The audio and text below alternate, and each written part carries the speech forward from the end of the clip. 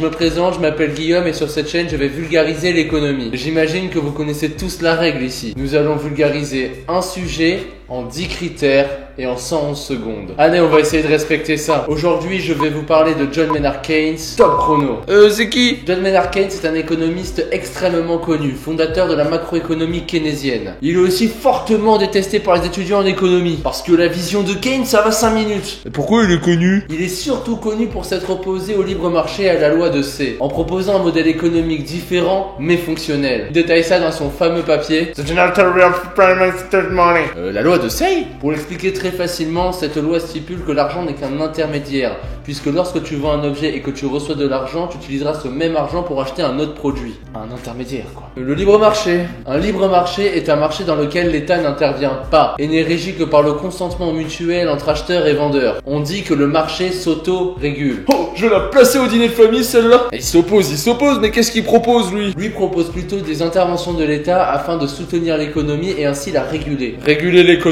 Oui, lorsque les salaires sont trop faibles par exemple, ou les investissements trop bas, les pouvoirs publics agissent alors au moyen de lois ou de normes sur la consommation ou alors l'investissement. Un exemple. Un exemple sur les salaires. Imaginons que tous les salaires de la société baissent pour une raison X. Les salariés consommeront moins du fait qu'ils ont moins d'argent, du coup les entreprises ont moins d'argent et investiront moins, se sépareront des salariés, etc.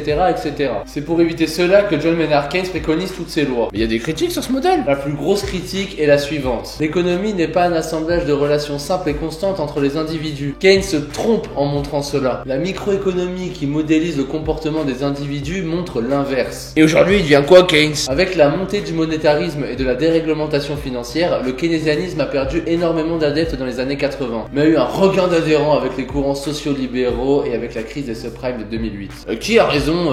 Impossible à définir. Aucun économiste de cette planète n'a la réponse à cette question.